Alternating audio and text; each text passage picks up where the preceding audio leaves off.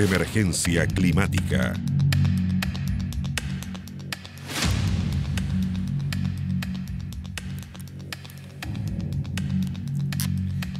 Bien, el cambio en las corrientes marinas, la contaminación de las aguas podrían ser las causas de una disminución de la población de pingüinos magallánicos. En Isla Magdalena, la segunda colonia más grande de estas aves en Sudamérica y en el mundo, CONAFA ha debido incrementar las medidas para proteger esta especie. A 35 kilómetros al norte de Punta Arenas, Isla Magdalena es parte del Monumento Natural Los Pingüinos. Múltiples aves marinas habitan este lugar. El pingüino de Magallanes, especie protegida, es el protagonista. Mantengan siempre una distancia de al menos 1 metro, no utilizar flash, no usar stickers para sacarse fotografías y estar en silencio. En los últimos años, estas colonias se han visto disminuidas y en algunos casos han estado a punto de desaparecer. El pingüino está en un estado casi amenazado, que no es tan grave, pero igual está dentro de una lista roja, por lo tanto es una especie que hay que tenerla monitoreada permanentemente.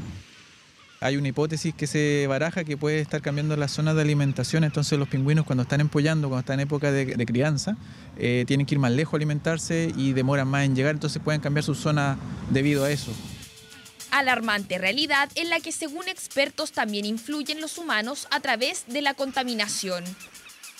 Encontramos plástico, restos de bolsas o de paté. Es muy común encontrarlo en las cuevas de pingüinos. En la Antártica también preocupa la situación de esta especie, y aunque se tratan de distintos tipos de pingüinos, los deshielos estarían provocando una disminución en su población.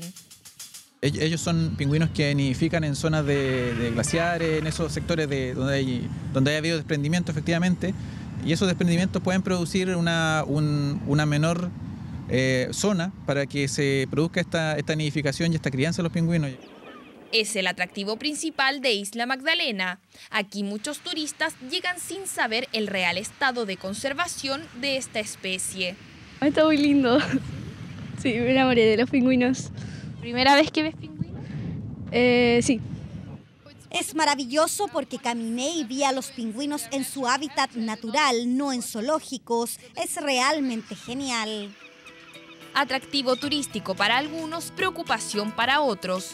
Es la situación de los pingüinos de Magallanes, aves que por años han estado presentes en esta zona sur del país y que ahora, producto de diversos factores, incluido el climático y humano, corre riesgo de desaparecer.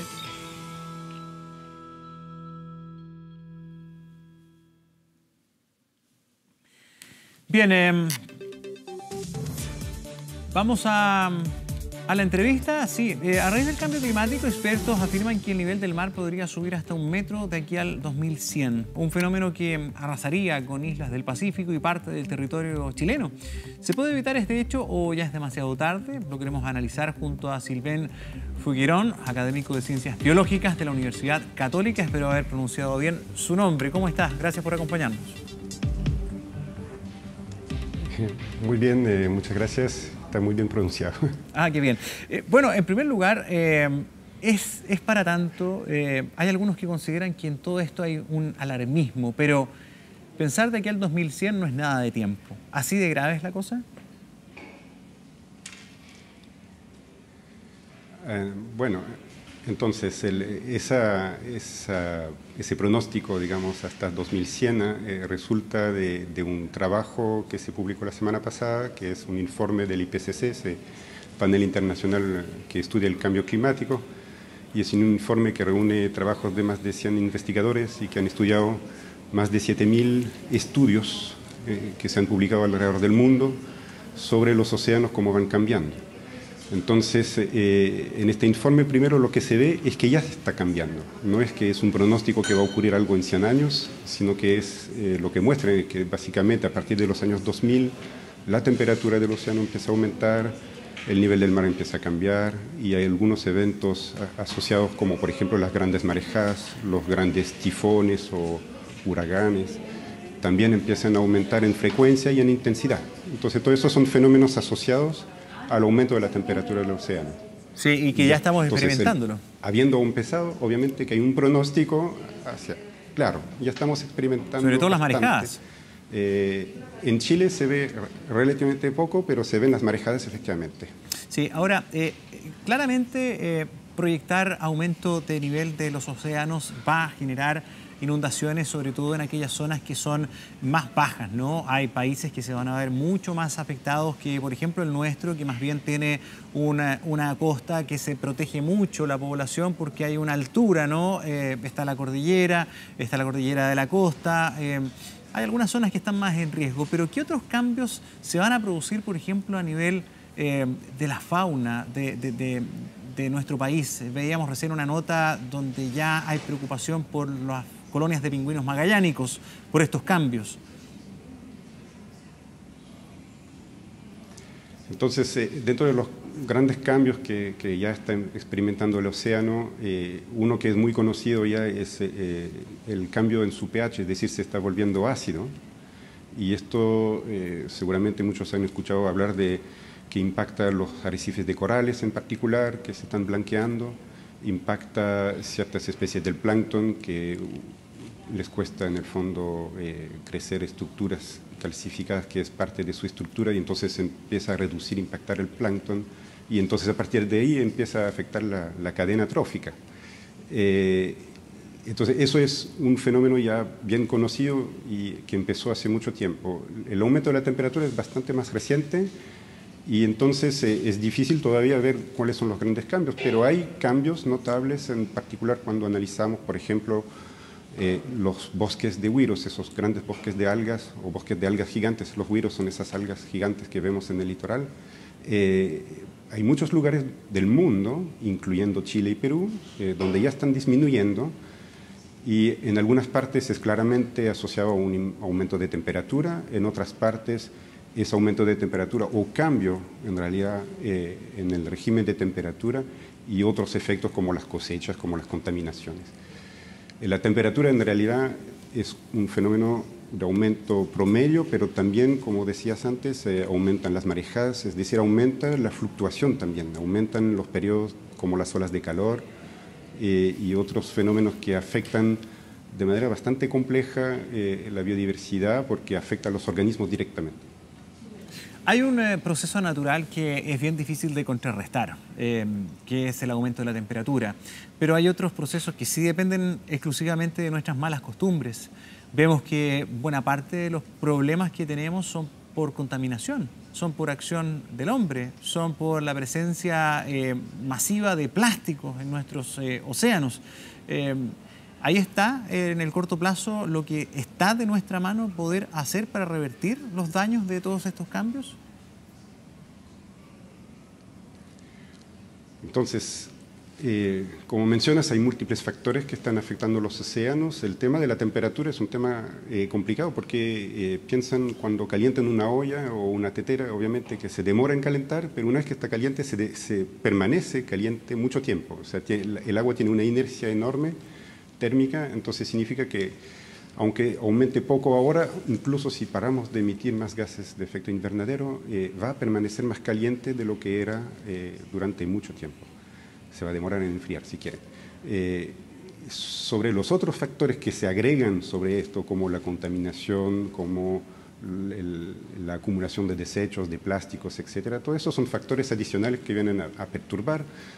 Hay otro también muy conocido hace bastante tiempo, pero que va en un sentido de empeorar más que de mejorar, que es la sobrepesca y la utilización de diferentes artes de pesca que no solamente arrasan con las poblaciones de peces, pero también arrasan con muchas especies que normalmente no deberían pescarse, pero que quedan atrapadas en esas mallas, y eso afecta la cadena trófica completa finalmente. Sí, tenemos efectos... Entonces son múltiples factores, la polución obviamente, la sobrepesca, la contaminación, etcétera, etcétera. Ahí tenemos el impacto sobre los océanos, pero también, como tenemos ahí en pantalla, hay un efecto del cambio del clima en nuestros glaciares.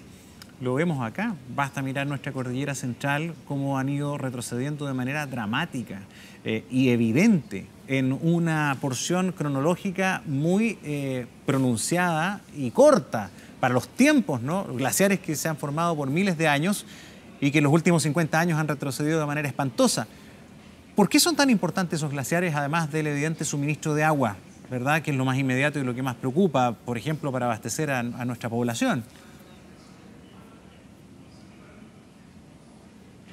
Bueno, ese es el primer servicio que nos prestan los glaciares, es efectivamente proveernos de agua dulce, y porque en el fondo acumulan mucho durante el invierno y normalmente, en tiempo normal, evacúan esta agua líquida de a poco y la podemos usar todo el año. Y en una ciudad como Santiago, el agua potable depende muchísimo del agua que viene de la cordillera, justamente. Entonces, el hecho de que se esté calentando el aire y que el océano, al calentarse, en el fondo nos genera una reserva de calor muy cerca de la cordillera, acentúa el deshielo y entonces hace que se acumule menos agua y además se derrite más rápidamente y vamos a tener menos. Esto afecta entonces la cantidad de agua y afecta, entre otras cosas, ecosistemas como las cuencas, los valles, donde el manejo del agua y de la humedad es tremendamente importante para la biodiversidad, para la irrigación de los campos, para la regulación de la temperatura incluso. Entonces, probablemente las consecuencias que van a empezar a surgir, o que ya empezaron a surgir en realidad, se van a ver cada vez más notablemente, es decir, por ejemplo, valles cordilleranos más secos, menos agua para la irrigación y finalmente más temperatura, más polvo en la ciudad, etcétera, etcétera. Sí, te quería preguntar, Sylvain, a ver si nos puedes explicar para aprender también. Cuando hablamos de los cambios en los océanos, del aumento de la temperatura, de la acidificación de los mares, de los océanos, y que esto daña, por ejemplo, los arrecifes de coral. A lo mejor no manejamos técnicamente cuál es la importancia. Uno podría decir, bueno, que los corales no estén, tal vez no me afecten nada. Pero entiendo que en la cadena, incluso completa, de la vida oceánica, los arrecifes de coral son prácticamente el origen, el inicio. Si se dañan, nos podemos quedar sin nada. Así de simple, ¿no?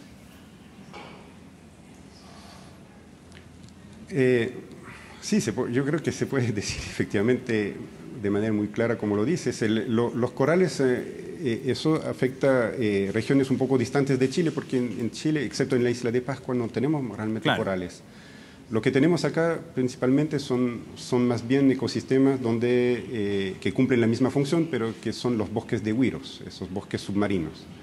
Cumplen la misma función de proveer alimento, refugio y albergar una gran diversidad. Y asociado a esto, a esa gran diversidad, entonces hay una gran pesquería asociada de mariscos y de peces costeros.